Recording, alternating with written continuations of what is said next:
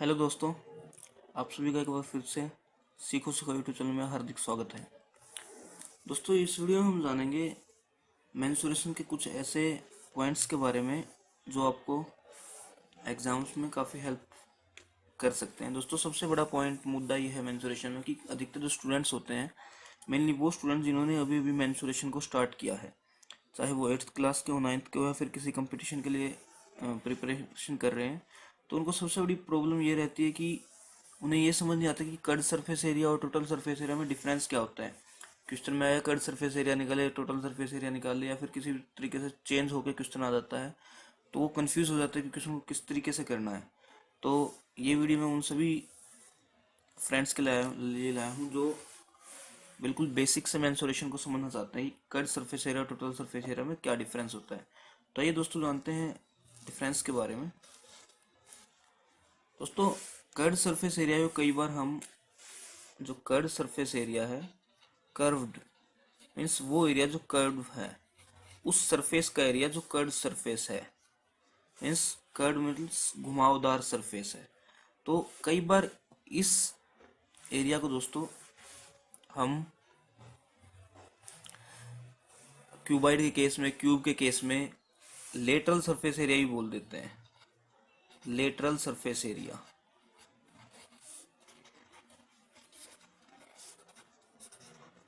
तो दोस्तों, मैं आपको सबसे पहले बता देता हूँ कि डिफरेंस क्या है टोटल सरफेस एरिया और कर्व सरफेस एरिया में। तो मान लीजिए कोई ये सिलेंडर है, इस सिलेंडर की राइट सर्कुलर सिलेंडर है, इसकी हाइट h है, रेडियस कुछ भी है, तो इसमें कर्व सरफेस एरिया कौन सा एरिया होगा। तो दोस्तों, आप इस सिलेंडर को देख लीजिए, इस सिलेंडर का वो एरिया निकालना है जो आपका कर्व्ड है, मीन्स घुमा हुआ एरिया है।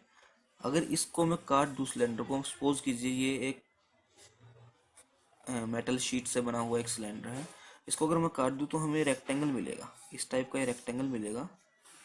तो बेसिकली इस रेक्टेंगल को ही घुमा के, ऐसे घुमा के रेक्टेंगल को ही हमने इसको इस फॉर्म में बना दिया था कि इस रेक्टेंगल को अगर हम घुमा दें ऐसे, और इस एंड को इस एंड से कनेक्ट कर दे, तो सिलेंडर बन जाएगा।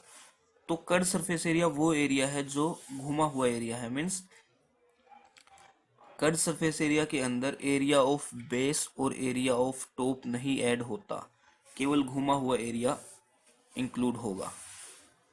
या फिर अगर हम बात करें कोन की, जैसे कि मान लीजिए एक कोन है, तो इस कोन में भी ये, अगर इसको हम देखें तो इस टाइप का जो सेक्टर है, सेक्टर को हमने ऐसे घुमा दिया है, इस एंड को इस एंड से कनेक्ट करके जो कोन बना हुआ है।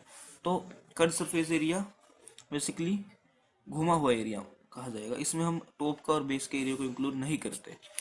तो आप लिख सकते हैं फ्रेंड्स, इन सी एस से या फिर एल एस से, lateral surface area, area of top and base is not included, is not included. ठीक है फ्रेंड्स। तो आइए अब जानते हैं टोटल सरफेस एरिया के बारे में। तो दोस्तों, आपको सिंपल सी बात है, अब आपको समझ ही आ गया है कि कर्व सरफेस एरिया क्या है। तो अब आपको टोटल सरफेस एरिया एक तरीके से क्लियर ही हो गया होगा। अगर आपको टोटल सरफेस एरिया की बात की जाए, कई बार टोटल सरफेस एरिया को सिंपल सरफेस एरिया ही बोल देते हैं। तो अगर क्वेश्चन में पूछा होगा कि आपको सरफेस एरिया निकालना, तो आपको ऑटोमेटिक समझ जाना कि वो टोटल सरफेस एरिया की बात हो रही है। तो टोटल सरफेस एरिया जो आपका एरिया है, उसमें क्या होता है, अगर मान लीजिए सिलेंडर है, तो टोटल सरफेस एरिया हमें कैसे मिलता है। टोटल सरफेस एरिया हमें मिलता है कर्व सरफेस एरिया और एरिया ऑफ बेस और एरिया ऑफ टॉप को जोड़ के, इन तीनों को हम जोड़ देंगे, मतलब टोटल सरफेस एरिया मतलब उसके अंदर टोटल एरिया सरफेस का कितना है।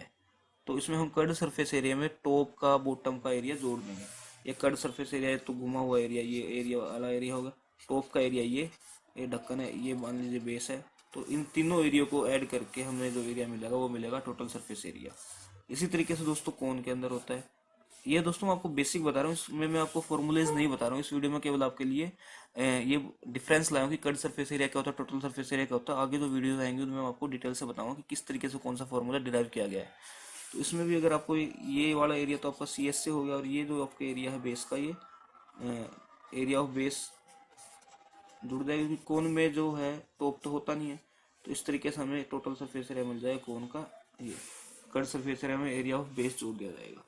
तो इसी तरीके से दोस्तों फ्रेंड्स क्यूब्स के अंदर है, क्यूब के अंदर है, अगर हम एक कोई क्यूब का एग्जांपल लेते हैं, मान लीजिए क्यूब है, ये क्यूब है, तो इसका लेटरल सरफेस एरिया वो सरफेस एरिया बोलते हैं, तो इसकी 4 दीवारों का एरिया है। मान लीजिए एक कमरा है, तो उस कमरे की जो 4 दीवारें हैं, उन उन 4 दीवारों को जो एरिया है उसे बोला जाएगा लेटरल सरफेस एरिया।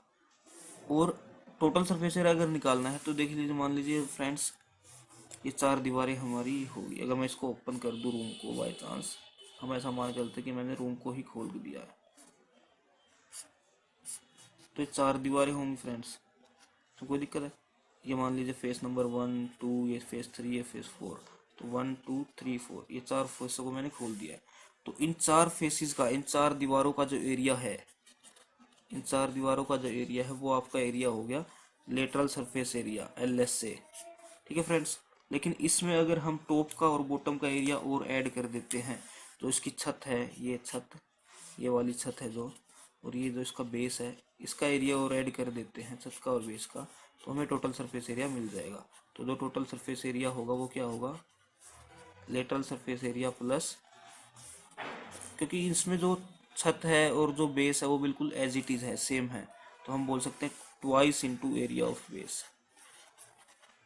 तो फ्रेंड्स ये वीडियो मैंने बेसिकली ट्यूटोरियल बनाया बिल्कुल सिंपल, कि आपको केवल इस वीडियो में मैं आपको ये क्लियर करा दूं कि कर्ड सरफेस एरिया और टोटल सरफेस एरिया, फिर lateral surface area total surface area में क्या डिफरेंस होता है।